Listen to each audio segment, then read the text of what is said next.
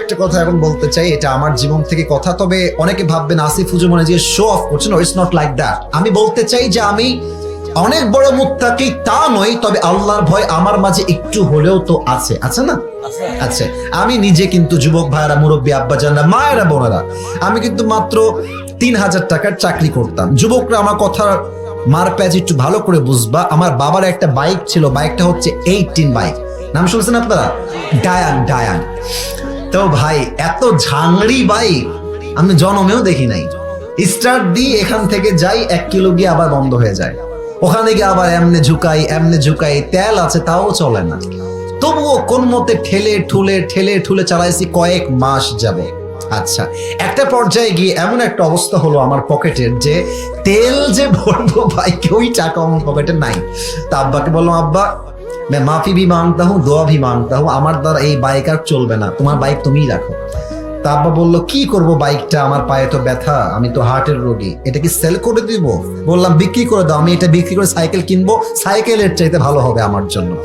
তো যাই হোক, বাইকটা বিক্রি করব ভাব, মানে এটা এইভাবে কখনো আমি আগে কোনো মাহফিলে বলি নাই, এতটা ব্যাখ্যা দিয়ে বলি নাই, আজকে বলছি বাইকটা বিক্রি করে দিব অভাবের জন্য। বাট বিশ্বাস করেন সেই সময়টা প্রতিদিন তাহাজ্জুদ পড়তাম, প্রতিদিন আল্লাহকে বলতাম যে আল্লাহ তুমি আমাকে কবুল করো, আমার চেষ্টা কবুল করো। আর আমি দুইজনের ওয়াজ খুব বেশি শুনতাম, এক আজহারির ওয়াজ শুনতাম খুব বেশি, আর একজন আমি আল্লামা দেলোয়ার হোসেন সাঈদীর ওয়াজ খুব বেশি শুনতাম সেই সময়ের কথা। It has been 3 years or maybe 4 years back, 3 বা 4 বছর আগের কথা। তো হঠাৎ করে আমি একদিন জুমার খুতবা দিলাম। আমি আবার বলছি, এই কথা কিন্তু আমি কখনো কোথাও আপনার শোনেন নাই, আমি আজকেই বলছি। তো জুমার খুতবা দিলাম, আমি প্রায় 1 বছর যাবত জুমার খুতবা দেই, ভিডিও আপলোড হয়, কিন্তু কখনো কোনো রেসপন্স আসে না। আই মিন কেউ দেখে না ভিডিও। এই 10টা-20টা লাইক পড়ে, 2-1জন কমেন্ট করে, মাশাআল্লাহ, আমি তাতেই খুশি, আলহামদুলিল্লাহ। 2-1জন দেখলে আমার জন্য এনাফ, বা আমার খুশি কারণ হয়ে যাবে। তো আমার মনে আছে হঠাৎ করে একটা ভিডিও আপলোড হলো আমাকে নিয়ে, মাশাআল্লাহ, ভিডিওর টপিক খুব ভালো ছিল, লাখ লাখ রিচ হয়ে গেল। একদিনেই মনে করেন যে 10-20 লাখ মানুষ দেখে ফেললো সেই ওয়াজটা।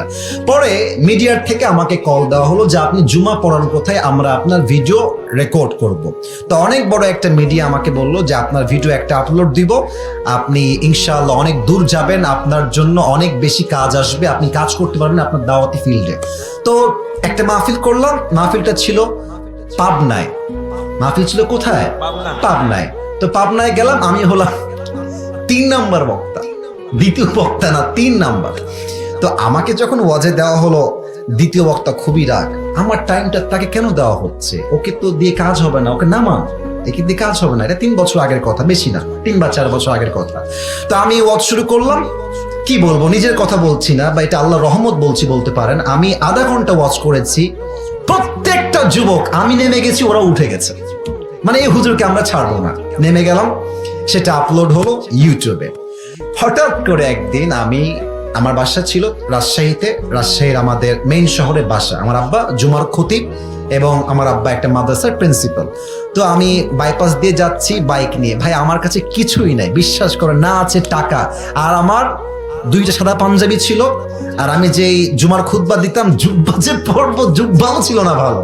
আমার বন্ধু থেকে জুব্বা ধার নিয়ে আসতাম, যে বন্ধু দে, জুব্বাটা পরে মাহফিল করব বা একটু দোয়া করব, এই ওয়াজ হবে, আবার তোকে জুব্বা দিয়ে যাব। তো আমি এই অবস্থায় মাহফিলের জন্য বা রাস্তা দিয়ে হাঁটতেছি। তো হঠাৎ করে আমার কাছে একটা কল আসলো, বললো আপনি কি আবরারুল হক আসিফ বলছেন? এটা অনেক আগের কথা, আমার ক্যারিয়ার কিন্তু শুরু হয় না। বললাম জি ভাইয়া, আমি আবরারুল হক আসিফ বলছি, আপনি কে? তো বললো যে আমি অমুক জেলার থেকে বলছি, আপনার একটা মাহফিলের ডেট লাগবে। শুনে কলিজায় এত শান্তি লাগলো যে আলহামদুলিল্লাহ, আল্লাহ হয়তো আমার রাস্তা খুলতেছে, এই তো রাস্তা আমার খুলে যাচ্ছে। তা আমি একটু ভাব নিলাম, আমার কিন্তু ডেট মেট কিছুই নাই। বললাম ও আচ্ছা, ডেট নিবেন কবে, আমাকে তো দেখতে হবে ভাই। তো বলছে যে ভাই ডেটটা আমরা 2 মাস পরে নিব, যদি আপনি ডেট দেন তাহলে আমরা। ও তো ভাবছে মাশাআল্লাহ, মিলিয়ন ভিউ, এ তো অনেক বড় বক্তা হবে রে ভাই। তো আমি একটু ভাবতাম, যে বললাম ঠিক আছে, আমি ডায়েরি দেখে আপনাকে বলছি। আমার ডায়েরিতে কোনো ডেটই নাই।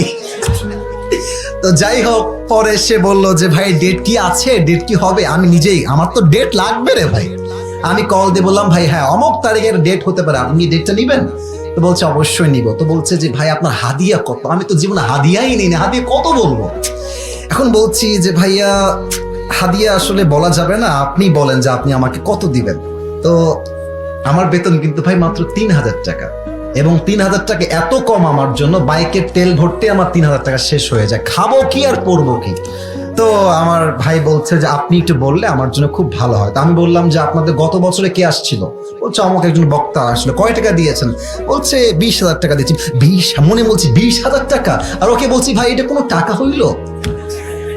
আচ্ছা যাই হোক, অনেক কথাবার্তা বলে সে বললো ঠিক আছে, আপনাকে আমরা 25,000 টাকা দিব, গাড়ি ভাড়া সবকিছু মিলিয়ে, খাওয়া দাওয়া মিলিয়ে, থাকা সহ 25,000 টাকা আমি আপনাকে দিব।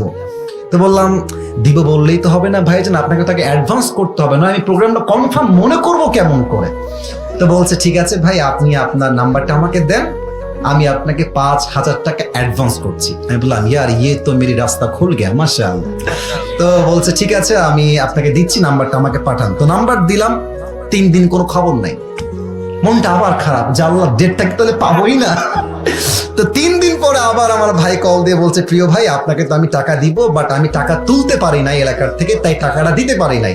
তো মাশাআল্লাহ সবাই আমাকে টাকা দিয়ে দিয়েছে, আপনার নাম্বারে আমি এখনই টাকা পাঠাচ্ছি।